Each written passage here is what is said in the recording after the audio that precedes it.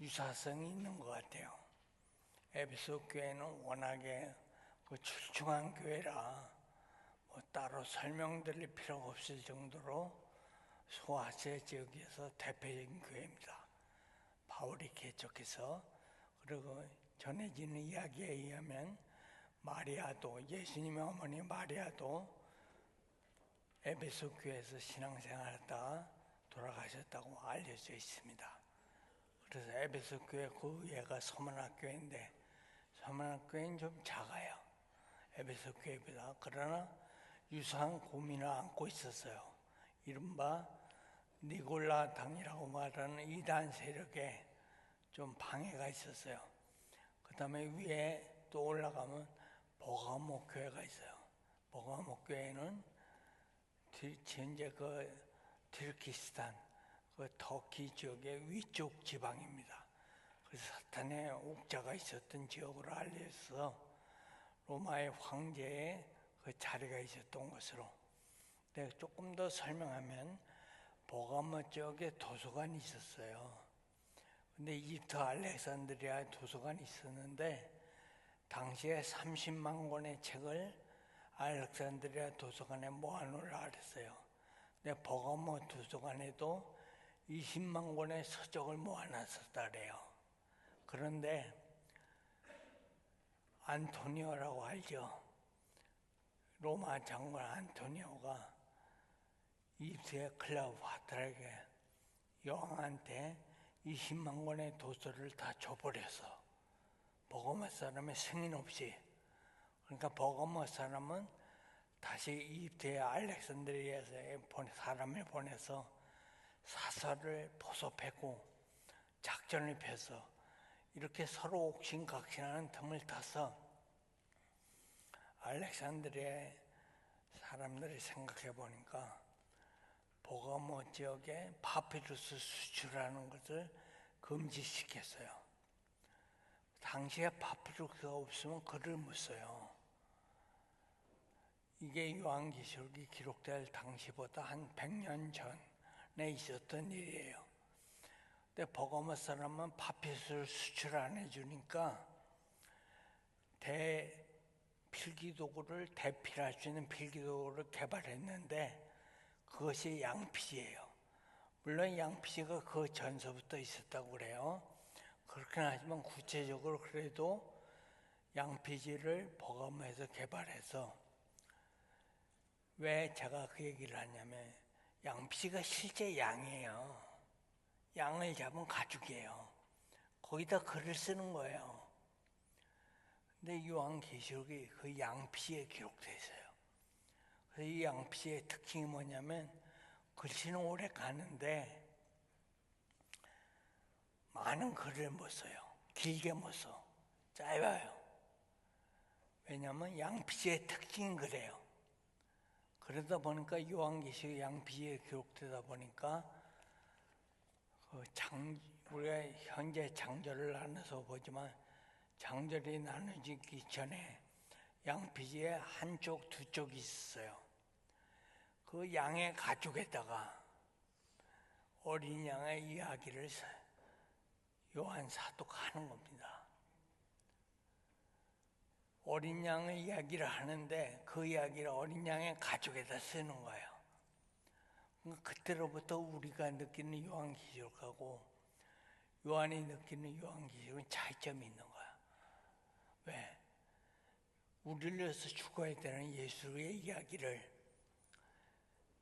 실제 우리를 위해서 죽은, 비유적으로 그 가죽에다가, 양의 가죽에다가 요한계시록을 써야 되는 사도 요한의 감정은 우리가 생각하는 것과는 좀 차이가 있겠다, 일단 그 생각을 해요.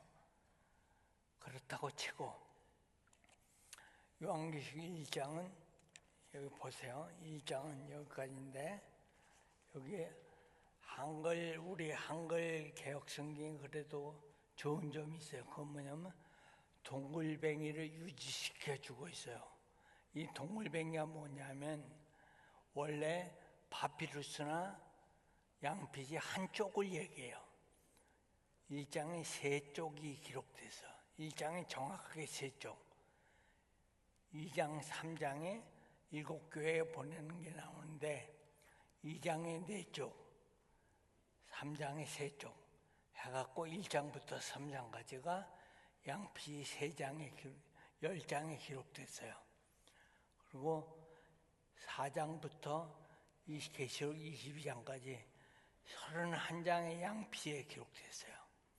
그래서 합계 41장의 양피지가 사용됐어요. 적어도 41장의 양피가 나오려면 양을 못 잡아도 한 3마리는 잡아야 이런 양피지가 구해질 수 있어요. 그래서 이 양피지가 사도 요한이 1장 1절 예수 그리스도의 계시라. 처음 제일 중요한 게 사도 요한은 대필했다는 것뿐이지 사도 요한이 주인공이 아니고 또 요한계시록의 임자도 아니에요. 요한계시록은 누구의 계시라고? 1장 1절에서 밝힌 게 제 얘기 안에 성경이 밝힌 게 예수 그리스도의 계시라.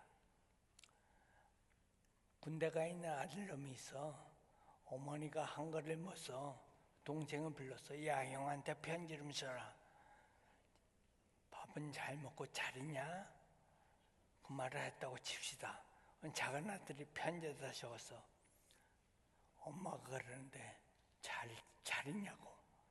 그랬을 때 그 이야기를 동생이 한 이야기입니까? 엄마가 한 이야기입니까? 그 편지를 누가 한 이야기냐 그거야. 사실은 동생은 대표만 했지 그 내용은 엄마가 한 거예요. 크게 보면 하나님이 우리한테 계시해 주지 않으면 하나님을 알 수가 없어요. 찾을 수가 없어. 행성이나 위성에 대해서 제가 얘기 안 합니다. 1000억 곱하기 1000억이라는 얘기도 있고 끝도 없어요. 확인도 못 합니다.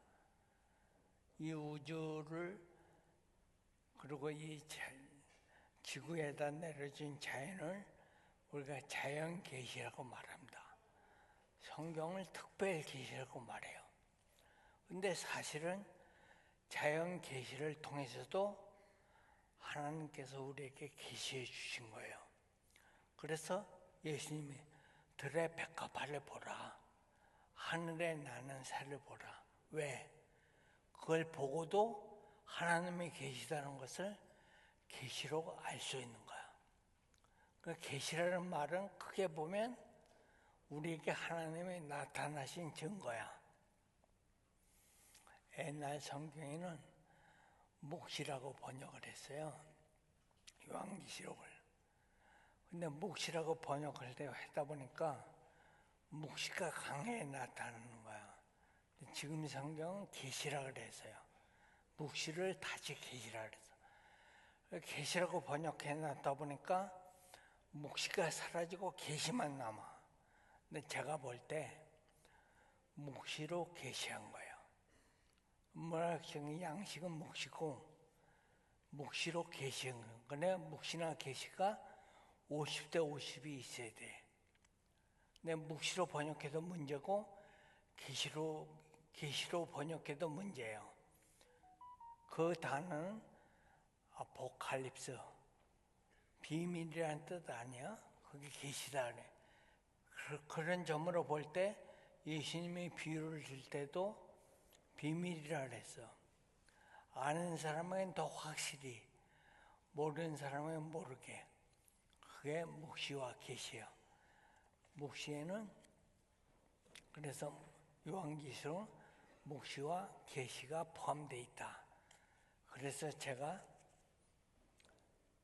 계시를 쓸 때 성경에 엄밀히 말해서 요한계시록만 계시록이 아니라 성경 전체가 하나님이 우리한테 계시하신 거예요. 그러니까 성경 전체를 계시록이라고 봐도 돼요.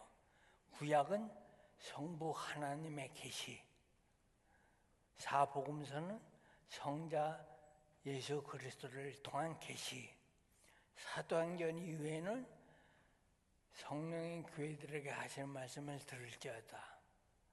교회를 통한 성령을 통한 하나님의 계시. 근데 슬쩍 지나가면서 하는 얘기지만 요즘 예수 없는 교회가 많아요. 우리끼리 행복한데 왜 예수님이 불편하게 자꾸 나타나시냐 이 말이야. 예수님 빠져주세요. 우리끼리 그냥 행복해요. 십자가 불편합니다. 이렇게 말하는 교회가 없지 않아 있는 것 같은 느낌이 있다 그 말이야. 우리가 여기서 지나가면서 신경을 써야 되는 게 뭐냐면 예수가 없는 교회는 교회가 아닙니다. 이미 죽은 교회죠. 그리고 예수 없는 교회를 교회라고 말할 수 있습니까? 말할 수 없어요. 그래서 요한계시록 큰 관점에서 보면 7촛대는 7교회인데 7별은 7사자를 했어요. 그 교회 사자, 사역자 7별은 그러니까 별과 같은 거예요 우리가. 그래서 사역자들의 고충과 심지어 고난과 순교에까지 대답하는 책이 요한계시록이에요. 그러면 참 이단이 사용하기 좋아요. 이게 도대체 왜 그럴까 제가 생각을 좀 해봤어요. 그랬더니 아주 이단이 자기 이야기를 투영시켜서 설명하기 좋은 게 요한계시록이야. 그러니까 자기 믿음대로 요한계시록이 설명되는 거야. 그러니까 이단이 사용하기 좋아요. 우스갯소리로 어떤 사람이 예수님한테 뭐 종말이래요 여러쿵저러쿵 물어봤대. 그러니까 나 잘 모르고 저기 한국에 가면 이단이 많은데 그 사람들한테 가서 물어보라고. 뭐 그런 우스갯소리가 있지. 그러면 여러분들은 이런 질문을 할 수 있을 거야. 그러면 우리 앞에 앉아있는 이영재 목사는 어떻게 요한계시록을 바르게 설명할 수 있냐? 그렇게 여러분들 충분히 질문할 수 있어요. 그래서 저는 여기다가 이 책 뒤에도 쓰고 4가지 원칙을 제시합니다. 이것이 이 시간에 다뤄질 주제, 첫 번째 주제, 요한계시록의 4가지 중요 사안이 있어요. 이 4가지를 이 시간에 우리가 소개해드리고 이 첫 시간을 마치는 거예요. 4가지가 뭐냐? 첫째, 요한계시록은 예수님의 계시로 보아야 된다.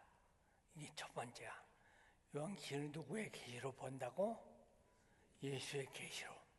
자, 그럴 때 문제가 생겨요. 무슨 문제가 생기냐? 요한계시록과 사복음서가 나오는 예수님의 생애가 사복음서에 기록되다가 보면 예수님의 이미지가 요한계시록하고 사복음서하고 이른바 충돌이 날 수 있어요. 우리 기독교는 원래 충돌이 안 나요.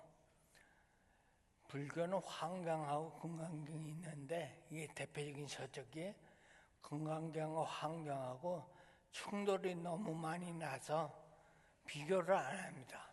아예 비교할 수 없다는 거야. 그냥 금강경은 금강경으로 보고 환경은 환경으로 봐야지 둘을 비교하는 자체를 시도를 안 합니다. 불교는. 근데 우리 기독교는 하나님이 한 주가 말씀하신 거기 때문에 다 일치해야 돼요. 틀리면 안 돼. 왜? 틀리면 문제가 그 진리가 아닌 거야. 그렇죠? 진리면 틀리면 안 되는 거야.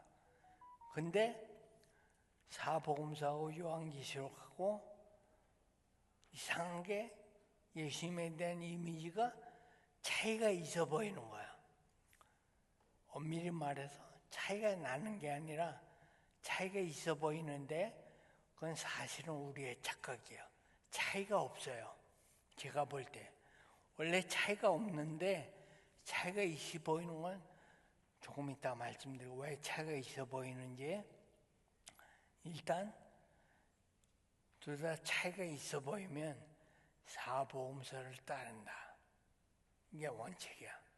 이해하시죠? 예수 그리스도의 이미 이름 뭘 따른다고? 복음서를 따른다고. 왜? 요한계시록은 일치하는 거지만 일치 않는 뉘앙스로 번역하거나 또는 생각하는 사람이 있다 그 말이야. 다음 시간에 설명될 거 한 가지만 얘기합시다. 예수님의 사복음서의 이미지는 뭐냐면 예수님이 십자가에 달려 죽으신 거야. 그리고 우리에게 요청하신 것은 70번씩 7번을 용서하는 거야. 근데 계시록 가서 어떻게 바뀌냐? 무소부재의 예수 그리스도로 바뀌어버립니다. 이미지가 십자가에 달리신 예수가 아니라 갑자기 이기고 또 이기려는 예수로 바뀌는 거야. 그래서 그걸 예수님이 아니다 또는 예수님이다 싸우고 있어.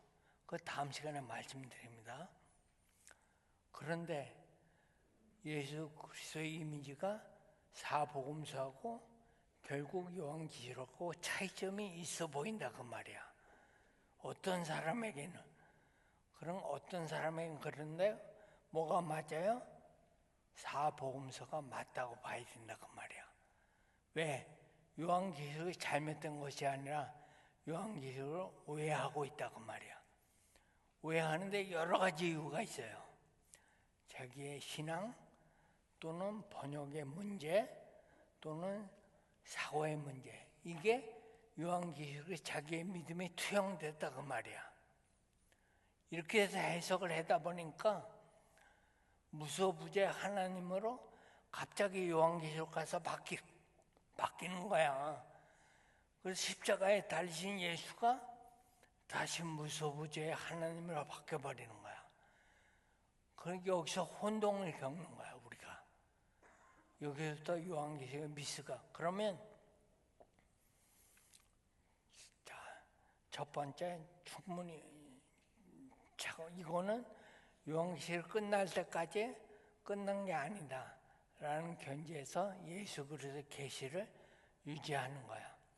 두 번째, 지금까지 우리가 구약 성경대로 보자면 우리가 지금까지 해석을 견지해온 해석을 요한계시록까지라도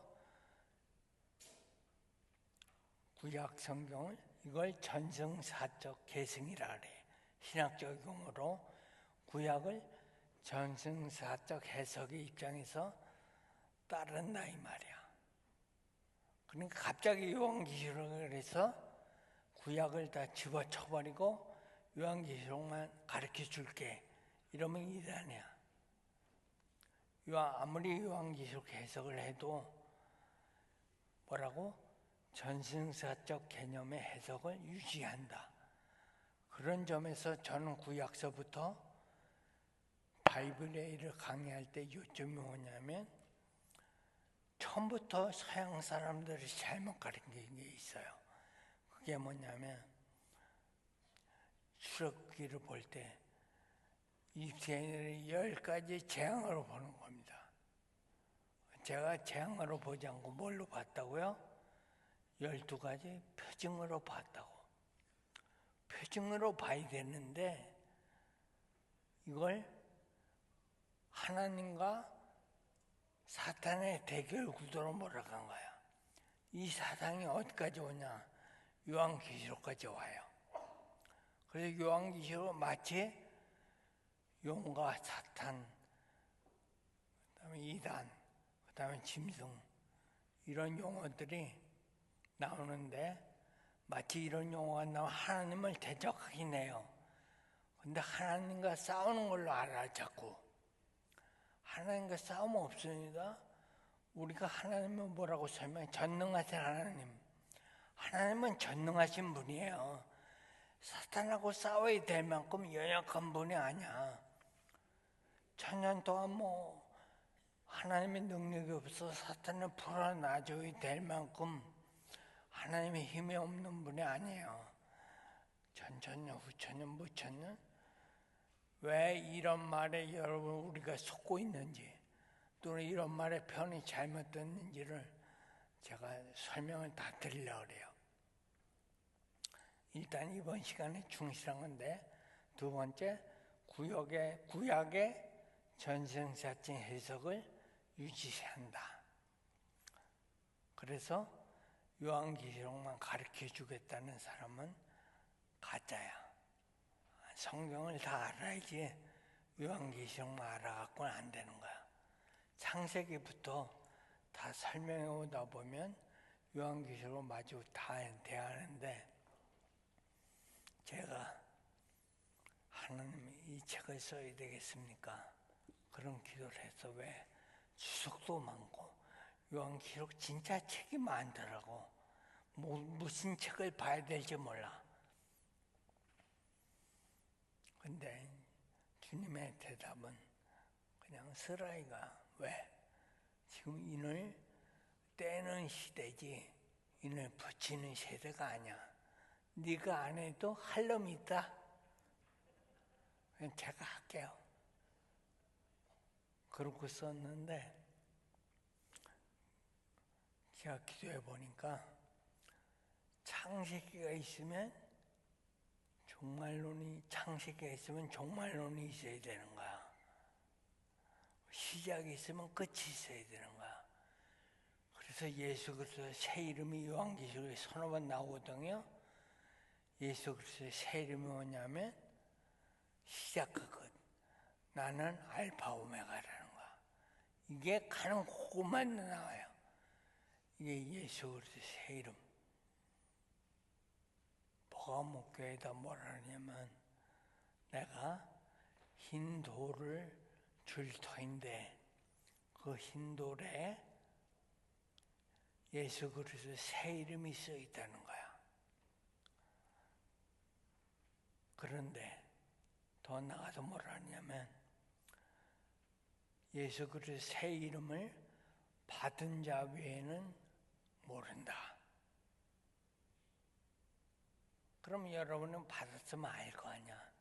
제가 설명을 굳이 할 필요가 없잖아. 나중에 마지막 교회가 라오디아의 교회, 뜻은 미지간 교회 있잖아. 라오디아의 교회인데 마지막 교회에 명령할 때 성전에 기둥에 이름이 써 있다는 거야. 그 성전 기둥에 이름이 있었는데 그거 뭐냐고 보니까 예수 그리스도의 새 이름이 써져 있다는 거야. 거기도 알파 오메가 시작과 나중이다. 그래서 성경이 시작이 있으면 끝이 있었는데 거의 모든 신학, 이 사실은 요한계시록이 있어야 끝이 납니다. 죄론, 종말론, 교회론, 성령론, 성전론, 이런 이야기가 다 요한계시록이 있어야 종교를 할 수 있다 그거예요. 요한계시록 없으면 이런 신학의 끝이 안 나. 요한계시록이 있어야지만이 거의 모든 신학의 종말을 끝이 요한계시록에 나오고 있어요. 자, 그리고 세 번째 뭐라고? 이 책 뒤에 써있지? 세 번째, 계시록의 1차 수신자는 어쨌든 당시 소아시아 7교회다 라는 것은 분명해요. 소아시아에게 편지를 보내서 예수님한테 편지가 왔대요. 그래요? 예수님 십자가에 달려서 돌아가시지 않았어요? 그걸 승천하지 않았어요? 그런 예수님은 어떻게 편지를 보내요? 아니, 그게 아니라 요한을 통해서 대필하게 하셨는데 그 내용은 예수님이 써주셨대요. 예수님이 가르쳐 주셨대요. 요한이 대필해서 우리에게 보냈대요. 그래요? 아, 이번 주에 교회 가야 되겠네. 그래서 여기 3절에 이 예언의 말씀을 읽는 자는 읽어주는 자와 회람서신이거든요. 공동서신이고 교회가 돌려가면서 보는데 일단 7교회는 따로 보냈다고 봐야 돼요. 7교회 파피루스가 따로 갔어. 나머지는 공통사항이요. 그러니까 그 교회 성도들이 다 가서 읽어봤는데 충격을 받아서 왜? 문제가 있다는 거야. 문제를 지적 안 당한 교회는 하나밖에 없어. 버가목교회. 아니, 버가목교회가 아니라 4대 교회 밑에 무슨 교회지? 빌라델피아 교회. 빌라델피아 교회만 책망을 안 들었어. 근데 이 빌라델피아 교회는 아주 작은 교회입니다. 아주 작은 교회고 큰 문제가 없었어요. 근데 그 위에 4대 교회가 있거든요. 사르디스라고 불리는 4대 교회가 있어. 그건 책망을 제일 많이 받았어요. 근데 사르디스 교회는 창세기 루디아 공화국의 수도야. 굉장히 큰 수도였어요. 대표적인 지역이 사르디스야. 근데 그 교회는 책망을 있는 대로 받았어. 그래도 다행히 착실하게 잘 믿는 사람, 구원받을 사람 몇천 있다 그랬어. 그가 대비된 교회가 빌라델피아 교회야. 그래서 7교회에 다 보냈는데 책망을 다 받은 거야, 교회들이. 에베소 교회도 문제가 있어. 문제 없는 줄 알았거든. 왜 예수님의 어머니 마리아가 신앙생활 한 교회예요. 이 교회가 사도 바울이 개척한 교회고, 그리고 쫓겨났죠. 그러니까 보통 교회가 아니야, 이 교회가. 근데 그 교회도 문제가 있다는 거야. 그 에베소 교회는 문제가 뭐야? 너의 첫사랑이 어디서 떨어졌는지 살펴보라는 거야. 첫사랑을 잃어버렸다는 거야. 하나님을 사랑하던 첫사랑. 그게요, 구약의 호사서에도 구약의 구약의 그러니까 북왕국이 먼저 떨어져 나갈 때 후사를 통해서 지적한 거예요. 처음 첫사랑을 잊어버렸다. 하나님의 첫사랑을 얘기할 때는 출애굽기의 사랑을 이야기한 것 같은데 이 땅에 언약궤가 나와서 우리와 하나님 사이에 교통한 신혼부부와 같은 사랑을 얘기해요. 근데 에베소 교회 그걸 잊어버렸다는 거야. 그건 심각하게 얘기하면 구약 성경에서 북왕국이 먼저 멸망한 원인이 돼요. 아니 그럼 상당히 심각한 거 아닙니까? 북왕국이 멸망한 원인이 그 정도 된다면 정신과 의사가 치료할 때 반드시 사람에게 문제가 있다는 거야. 그거 추적해갖고 찾아내는 거야. 어디서 이 사람 성격에 문제가 생겼는지, 결국 사유가 생겼는지 찾아서 처음 사랑을 잃어버린 그곳으로 돌아가서 그 사랑을 회복하라고 말이야. 우스갯소리로 이런 얘기가 있어요. 어떤 친구가 교회를 나오는데 공동묘지를 지나서 교회를 나왔대, 시골교회.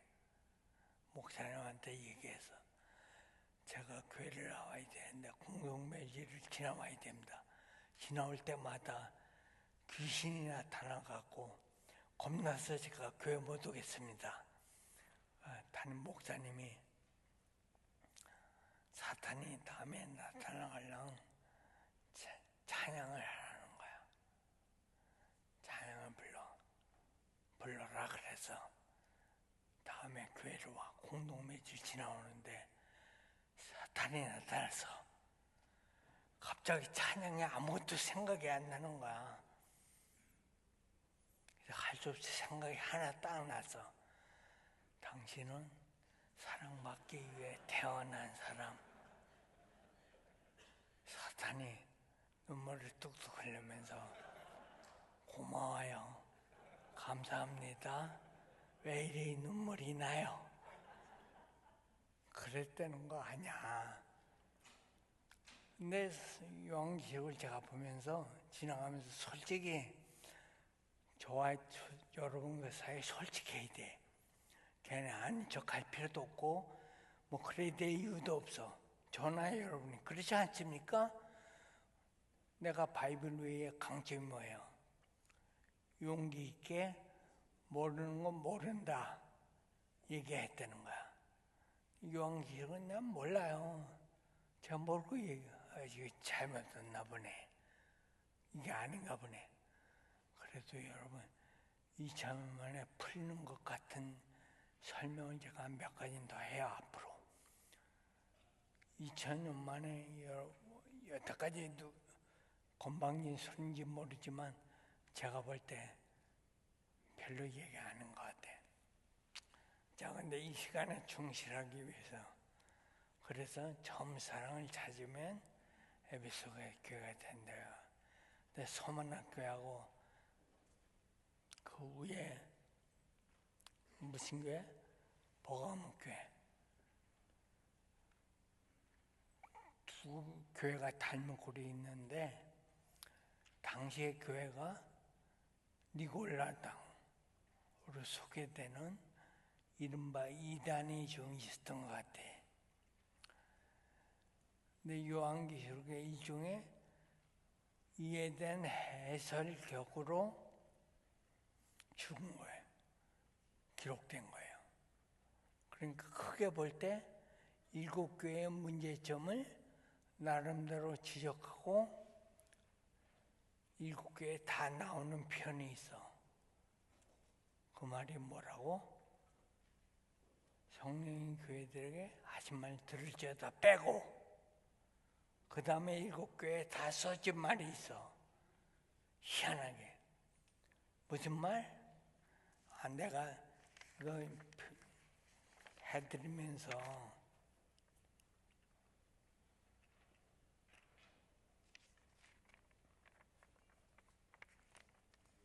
계시록 2장에 7절 빨간 글씨로 표시되어 있죠. 뭐? 이기는. 그럼 넘어가. 자, 그럼 버가모교회 16절 이기는 있죠? 이기는. 그 다음에 또 두아디라 교회 26절 이기는. 그죠? 근데 3장의 4대 교회에 가면 4대 교회도 이 4대 교회들은 일개월이라는 말이 나오는데 5절에 3장 5절 이기는. 그래서 이 7교회에 다 동일하게 이기는이라는 표현이 들어가 있어요. 그러니까 이 편지를 보내는 목적이 뭔지를 아는 거야. 편지를 보내는 목적이 뭐예요? 이 편지의 지적을 받고 시험에 들라고 아냐. 고쳐서 이기라고. 그러면 이기는 결론이 어떻게 나오냐면 21장 7절 같이 있습니다. 이기는 자는 이것들을 상속으로 받으리라. 나는 그의 하나님이 되고 그는 내 아들이 되리라. 결론이 어디서 나세요? 21장 7절에서 이기는 자의 상급으로 뭐야? 하나님의 아들이 된다. 이게 결론이야. 그럼 계시록의 중점 시작은 뭐야? 이기는 교회. 그 다음에 이기는 자의 교회에 대한 결론이 하나님의 아들이 된다는 거. 어떤 식으로 설명했는지 간에 당시에 소아시아 7교회에 보낸 편지는 이기고 고치라는 거야. 이게 1차 수신자에게 보낸 편지야. 오늘날의 교회가 이와 유사한 7교회가 1급이라는 숫자가 나타난 것 같이 7교회가 말하는 건 뭐야? 유사성이 있다는 거야. 오늘날의 우리도 비슷한 교회라는 거야. 7교회 어느 교회에 들어가도 들어가. 그러나 중요한 것은 우리는 2차 수신자다. 그렇죠? 1차는 1차 수신자에 보낸 거야. 그럴 때 1차 수신자가 이 편지를 받았을 때 어느 정도 이해했겠어요? 아니면 도무지 알아들을 수 없는 말로 일관했겠어? 알아들었겠죠? 왜? 편지니까. 편지를 뭐 그렇게 어렵게 쓰냐 그 말이야. 편지를 알아듣지도 못하게 쓰는 사람이 어디 있어요? 상대방이 알아듣게 쓰지. 그렇지 않아요? 그러면 당시의 사람은 적어도 요한계시록이 그다지 어렵게는 들리지 않았을 것이다. 우리에게는 어렵지만 당시의 사람들에게는 그다지 어렵지 않게 들었을 것이다. 그러면 우리도 그렇게 들을 수 있도록 이제 훈련이 돼가는 거 앞으로. 자, 그럼 여기서 문 닫고 마지막이 뭐야? 어쨌든 묵시로 기록됐다. 근데 이놈은 묵시가 어려워요. 묵시가 묵이냐? 이렇게 얘기하는 사람이 있고, 신학자들이 말하는 묵시는 종말론을 포함한 세상 끝의 이야기를 포함하고 있어요. 근데 요한계시록 4장으로 넘어가기 전에 이미 1장, 2장, 3장에도 묵시가 있거든요. 왜? 아니, 촛대가 교회래. 어떻게 촛대가 교회입니까? 촛대는 촛대지. 근데 7별은 또 7사자래. 이것도 사실 비유적이긴 하지만 묵시적인 거 아닙니까? 제가 사용하는 묵시는 좀 범위를 넓혀서 신학자들이 사용하는 묵시의 알파프라서 조금 제가 사용하는 묵시의 용어는 조금 포괄적이에요. 이해하시죠? 신학자들이 사용하는 용어에 국한되지 않고 좀 범위가 넓다 이 말이에요. 묵시가 언제 나오냐? 구약성경에 요한계시록을 제일 많이 참조한 성경이 있어요. 그게 2권이 있는데 에스겔, 그 다음에 다니엘.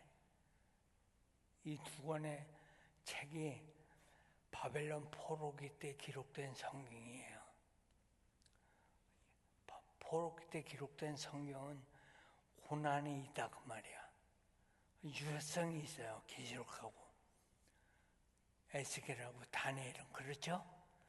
근데 성경만 유효성이 있는 게 아니라 우리나라의 어린이들의 놀이문화 중에 하나가 일제강점기 때 있는 놀이문화가 하나 있는데 그게 무궁화꽃이 피었습니다. 이걸 몰라요. 어떤 사람은 우리도 몰라. 우리는 알아야 돼. 근데 소개하는 건데 이게 묵시적이에요. 무궁화꽃은 대한민국을 상징하는 국화예요. 대표적인 꽃입니다. 무궁화꽃이 피었다는 것은 독립운동을 그 독립을 향해서 나간다 그 말이야. 무궁화꽃이 피었다는 것은 우리나라 독립을 향해서 나간다.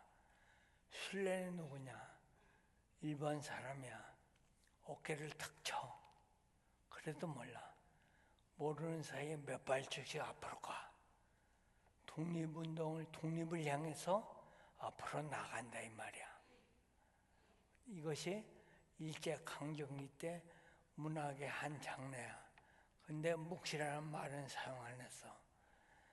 그래서 제가 보니까 무슨 말을 사용하나 보니까 일제강점기 때 시인 또는 일제강점기 때 노래 이런 식으로 나와요. 그 다음에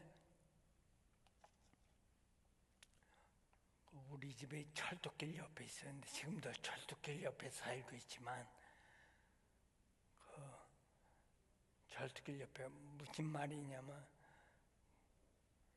기차 소리 요란해도 아기 잘도 잔다. 이것도 비슷해요. 김영삼 대통령이 유사한 말을 남겼어요. 닭의 모가지 밑으로 또 새벽은 온다. 비유적이죠? 은유적이죠? 그러나 이런 말도 깊게 생각하면 묵시적이라고 이해할 수 있어요. 그래서 어쨌든 이 말이 좀 묵시가 들어갔어요. 제가 사용하는 용법 중에 묵시라는 용어는 뭐라고 좀 폭넓게 신학자들이 이해하는 종말론적인 사상과 더불어서 좀 은유 비유적인 측면이 있다. 그렇게 볼 때 예수님이 비유를 말씀했을 때 16세기 이전까지 율리어라는 신학자가 나오기 전까지는 비유를 여러 가지로 설명을 했어요.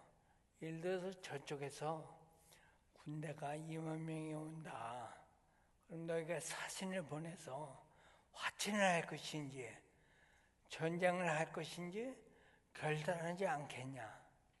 이 말은 예수님께서 결단을 촉구한 말이에요. 뭐 비굴했는데 2만 명이 오니까 많이 오니까 항복을 해라. 이런 뜻이 아니야. 이 비유의 뜻은 뭐라고? 결단을 촉구한 거야. 그때 율리의 이후에 생긴 게 뭐예요? 비유에는 오직 하나의 꼭 지점만 있다는 거야. 비유에는 두 가지가 있는 게 아니라 하나의 뜻만 있다는 거야. 100%는 아니지만 대다수의 신학자가 여기에 동의했어요. 저도 마찬가지고. 그런 측면으로 본다면 요한계시록은 크게 봤을 때 하나의 비유 덩어리입니다. 그럼 뭐야? 목적점은 하나다. 근데 비유 덩어리다. 내가 이런 말을 했어요. 참 혼란한 시기에 어쨌든 지금 혼란한 시대에 방법은 같지만 목적이 다를 수 있고 목적이 같지만 방법이 같을 수 있다는 말이야. 잘 새겨 들어야 됩니다. 어떤 사람은 꼭 걸기를 해야지만이 자기 편으로 이해를 해. 아니야. 기도는 골방에서 하는 거라 그랬으니까 나는 골방에서 기도해. 그리고 솔직히 내가 좀 과하게 얘기하는 건지 모르겠지만 어차피 사탄이 그렇게 가져가야 된다면 역사가 그렇게 가야 세상에 종말이 온다면 마치 인을 떼야 되는 필연성처럼 어쩔 수 없는 거야.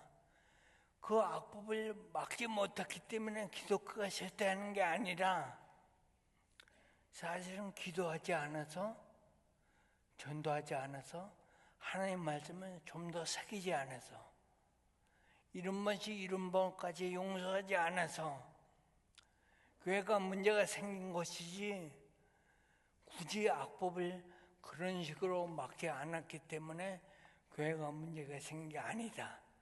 혹 제가 그렇게 말했다고 쳐도 누가 저한테 돌을 던지냐 그 말이야.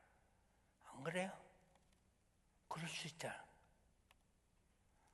그럼 누가 어떻게 사? 물론 그래도 끝까지 아니라고 우기는 사람이 있을 거예요. 여러분 중에는.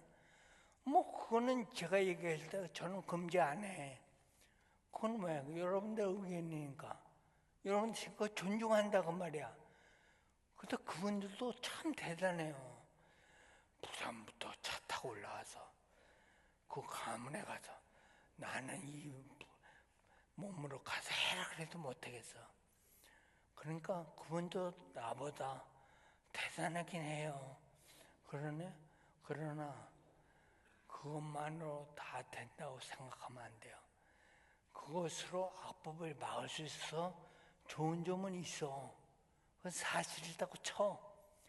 그러나 말씀드립니다. 그것만으로 우리 교회가 다 했다.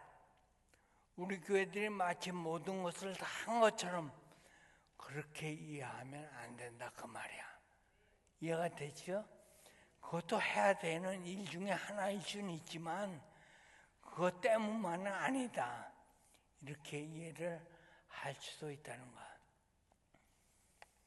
그래서 제가 4가지 얘기해서 제일 중요한 게 예수님의 요한계시록에 누가 썼다고?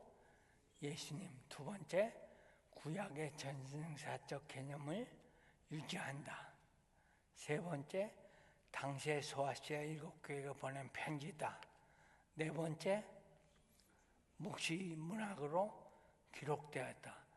이 4가지를 기억하시기를 바랍니다. 제가 그래도 강의를 깔끔하게 잘해서 한 시간이 있어요. 제 전화번호가 010-9531-7705 번호로 궁금한 거 질문 주세요. 제 전화로. 그러면 제가 대답 드릴 수 있는 것은 대답해 드리도록 가능한 지금 설명한 4가지 관점에서만 말씀해 주시면 고맙겠습니다. 왜냐하면 다음 시간에 있으니까 다른 것들은 다음 시간에 넘겨. 일단 이 4가지 요점에 관계된 질문이 있으면 문자 주세요. 네? 안 들려.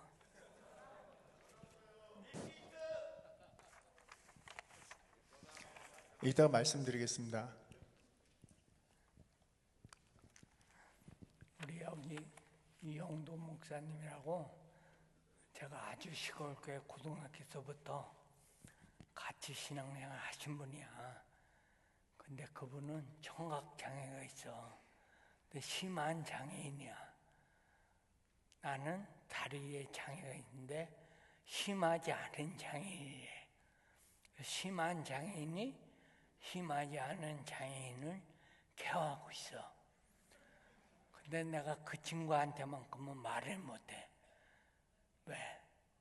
또 뻥치네 그럴까봐. 근데 다행히 청각장애가 와서 못 들어. 그냥 우스갯소리입니다만은 질문 없는 걸로 알고